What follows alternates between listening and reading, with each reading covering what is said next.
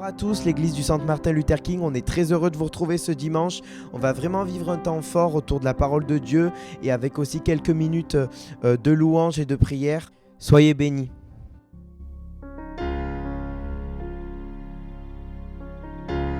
Oh Jésus, mon sauveur, Seigneur, nul n'est comme toi.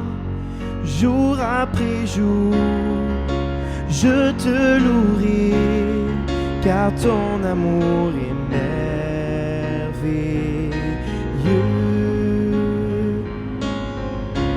Mon abri, mon refuge, mon réconfort, mon rocher, tout ce qui vit, ce que je suis, ne cesse de t'adorer.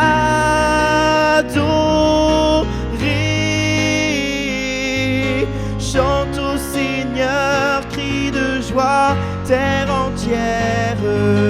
À Dieu la gloire, la puissance et l'honneur. Les monts s'inclinent et les flots rugissent à l'écho de ton nom. Je vois tes œuvres et mon cœur crie de joie. Je t'aimerai, je tiendrai par la foi. Rien ne pourrait égaler tes promesses pour moi. Chante au Seigneur, crie de joie, terre entière. À Dieu la gloire, la puissance et l'honneur. Les monts s'inclinent et les flots rugissent à l'écho de ton nom. Je vois tes œuvres et mon cœur crie de joie. Je t'aimerai, je tiendrai par la foi. Rien ne pourrait égaler tes promesses pour moi.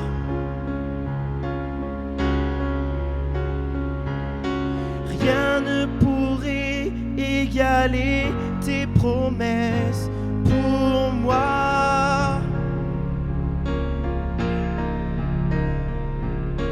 Rien ne pourrait égaler tes promesses pour moi.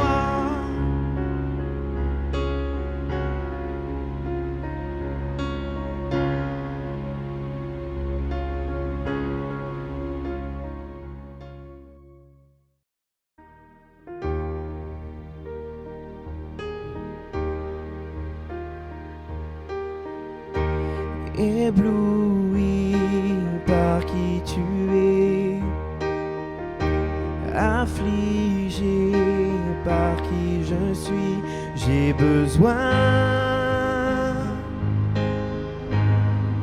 de ta grâce dans ma vie.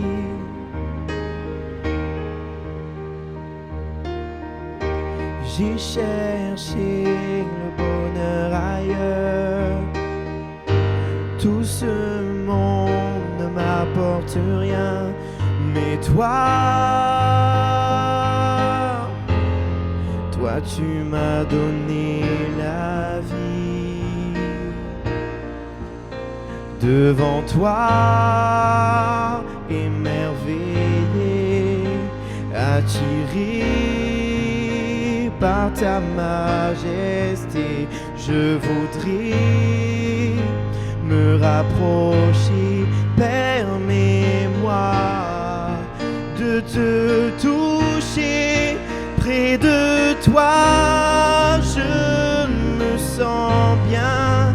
Ici-bas, tu es mon seul bien. Je voudrais toute ma vie demeurer à tes pieds.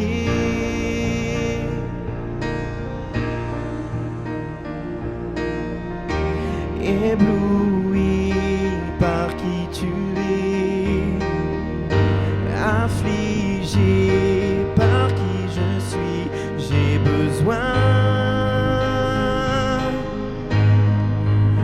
ta grâce dans ma vie.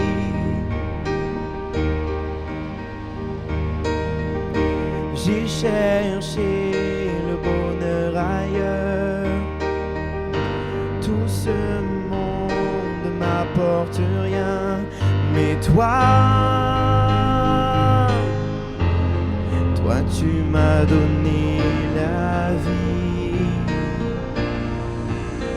Devant toi, émerveillé, attiré par ta majesté, je voudrais me rapprocher, permets-moi de te toucher. Près de toi, je me sens bien. Ici-bas, tu es mon seul bien. À tes pieds, je me prosterne et je ne vois plus que toi.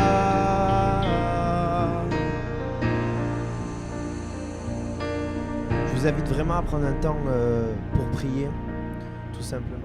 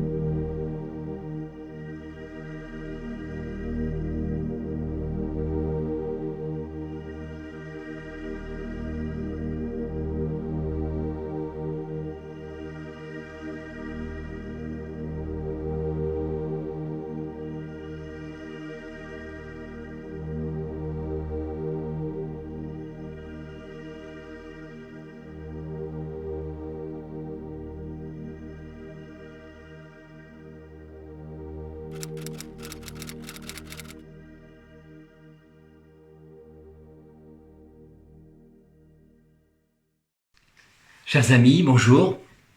Nous voilà pour ce second culte. Moi, j'ai passé des temps bénis pendant ce culte, la semaine dernière, la semaine d'avant. Et nous allons continuer l'enseignement que nous avions commencé la semaine dernière avec Norbert sur la marche. Je trouve que c'est un thème magnifique, parce que c'est quasiment la voie et la définition même d'un chrétien. Être en marche. Les premiers chrétiens appelaient ça être sur la voie de Jésus, le chemin de Jésus. Toute notre vie, nous sommes en marche. Et même si des fois, on a des hauts et des bas, la marche continue. Aujourd'hui, il y a un psaume, le psaume 23, sur lequel j'aimerais que nous nous arrêtions ensemble. Bien sûr, vous le connaissez tous. Mais personnellement, ça fait plus en moi que ce psaume me touche particulièrement et j'avais à cœur de pouvoir prêcher sur ce psaume pour vous. Nous allons le lire ensemble. L'Éternel est mon berger. Je ne manquerai de rien. Il me fait reposer dans de verts pâturages. Il me dirige vers des eaux paisibles. Il restaure mon âme. et me conduit dans les sentiers de la justice, à cause de son nom. Quand je marche dans la vallée de l'ombre de la mort, je ne crains aucun mal, car tu es avec moi. Ta houlette et ton bâton me rassurent. Tu dresses devant moi une table, en face de mes adversaires. Tu oins d'huile ma tête et ma coupe déborde. Oui, le bonheur et la grâce m'accompagneront tous les jours de ma vie, et j'habiterai dans la maison de l'Éternel jusqu'à la fin de mes jours.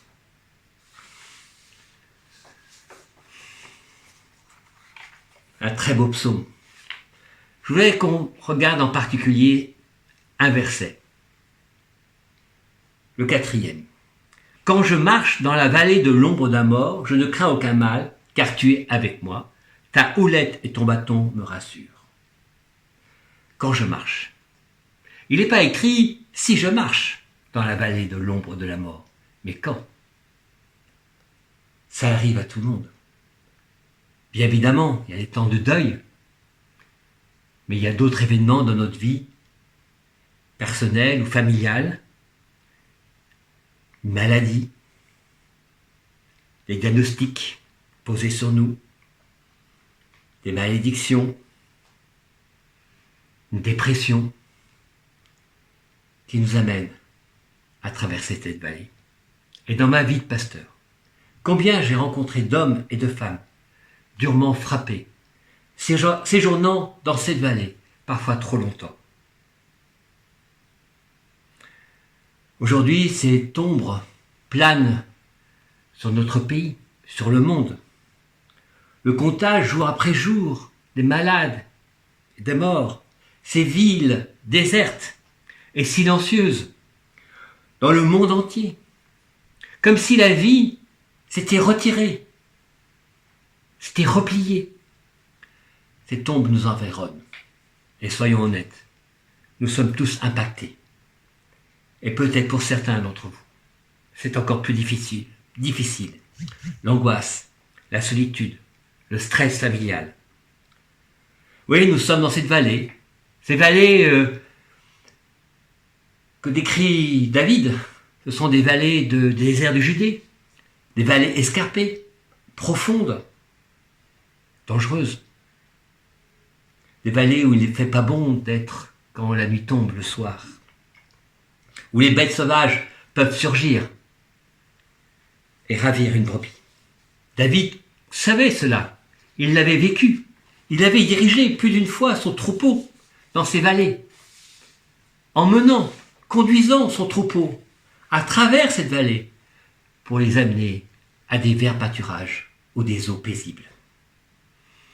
Alors mes amis, si vous êtes dans cette vallée, qu'est-ce que nous faisons? Qu'est-ce que vous faites? Qu'est-ce que je fais? Est-ce que je reste assis, hébété, abasourdi par ce qui se passe autour de moi, sans bouger, espérant tout simplement que par magie, la vallée va disparaître, que les montagnes vont disparaître, que l'ombre va disparaître, que tout ça est un mauvais rêve? Non. Je marche derrière mon berger. Je reconnais sa parole, je reconnais sa voix, je l'écoute, il me guide. Et il me dit, je ne crains aucun mal, car tu es avec moi. Ta houlette et ton bâton me rassurent. Jésus-Christ est mon berger. Et lui, il a dit quoi? Il a dit, je suis le chemin, la vérité et la vie. Il a dit aussi, j'étais mort, et voici, je suis vivant, au siècle des siècles. Je tiens les clés de la mort et du séjour des morts. Amen. Jésus-Christ, le Fils de Dieu, celui qui a vaincu la mort. Il a pourtant vécu l'angoisse dans le jardin de Gethsémane, la souffrance et la mort sur la croix. Mais celui qui est mort est ressuscité et il est vivant. Et quand Jésus me dit, je suis avec toi, viens, suis-moi, marche, je n'ai aucune crainte, car mon Sauveur est avec moi. Paul a une phrase extraordinaire sur ce sujet. Donc 1 Corinthiens 15, où il dit « Mort, où est ta victoire ? Mort, où est ta victoire ?» Oui, nous savons que Dieu a vaincu. Et alors, si je suis dans le brouillard, et si je ne vois pas le soleil, est-ce pour cela que le soleil n'existe pas? A-t-il disparu? Et si tout est gris, est-ce pour cela qu'il n'y a pas de ciel bleu et des étoiles? Est-ce que nous pensons que le brouillard ou les nuages vont recouvrir la terre indéfiniment? Non, mes amis. Le temps reviendra. Le ciel bleu. Ne désespérez pas. Gardez la foi. Gardez l'espérance et l'amour dans votre cœur. Mais nous avons un choix à faire. Comme le peuple d'Israël l'a eu lorsqu'il est rentré dans la terre promise. Moïse, avant qu'il rentre dans cette marche victorieuse avec Josué, leur donna ces paroles suivantes. Dans Deutéronome, au chapitre 30, verset 15. Vois, mon ami, je mets aujourd'hui devant toi la vie et le bien, la mort et le mal. Je te prescris aujourd'hui d'aimer l'Éternel, ton Dieu, de marcher dans ses voies, d'observer ses commandements, ses lois et ses ordonnances, afin que tu vives et que tu multiplies. Et que l'Éternel, ton Dieu, te bénisse dans le pays où tu vas entrer en possession. Choisis la vie et détourne-toi de la mort. Choisis de marcher avec Jésus et rejette les ombres. Oui, le bonheur et la grâce m'accompagneront tous les jours de ma vie. Et j'habiterai dans la maison de l'Éternel jusqu'à la fin de mes jours. Amen, amen. Dieu nous appelle au bonheur et à la joie. Dans ces temps particuliers, nous pourrions peut-être nous inspirer du peuple juif. Au XVIIIe siècle, en Russie, en Ukraine, le peuple juif a connu des temps extrêmement difficiles. Victime de pogroms, de persécutions, de massacres, vivant dans la misère, abandonnés, bien souvent désespérés spirituellement. Néanmoins, dans ce temps-là, dans cette période si douloureuse pour eux, dans les villages, dans les quartiers misérables, dans les ghettos, ces hommes et ces femmes se sont rassemblés, ont chanté, ont loué et ont dansé pour l'Éternel. Et une joie venant de l'Éternel est descendue sur eux de manière merveilleuse. Et ils ont vécu des temps spirituels merveilleux de renouvellement, de réveil. Je crois que le Seigneur veut déverser cette joie sur nous tous. Je crois que le Seigneur veut que nous vivions cela maintenant. Tu dresses devant moi une table, et en face de mes adversaires, tu oins d'huile ma tête et ma coupe déborde. Oui, je crois, mes amis, que le Seigneur veut faire déborder votre coupe de joie. Une joie qui ne viendra pas des circonstances ni de la télévision, mais qui viendra de l'Éternel, de l'intérieur, du Saint-Esprit. Alors ma prière, pour conclure, c'est que la joie du ressuscité soit sur vous, que la joie du vivant, que de la joie de celui qui a vaincu la mort vous remplisse votre coupe et votre tête, jusqu'à déborder. Cette joie n'est pas feinte, elle ne vient pas des hommes, elle vient de Dieu. Merci à toi, Jésus. Merci à toi, le ressuscité, le vivant, mon Sauveur et mon Seigneur. À toi la gloire. À toi la gloire pour les siècles des siècles. Amen.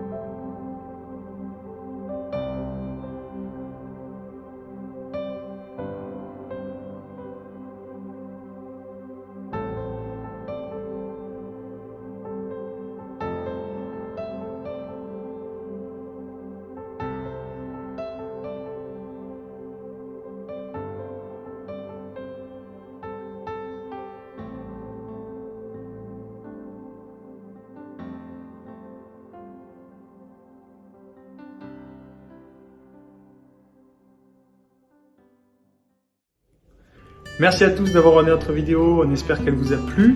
N'hésitez pas à la partager, à vous abonner à la chaîne pour recevoir nos dernières nouveautés. Surtout, prenez soin de vous, restez bénis et à très vite.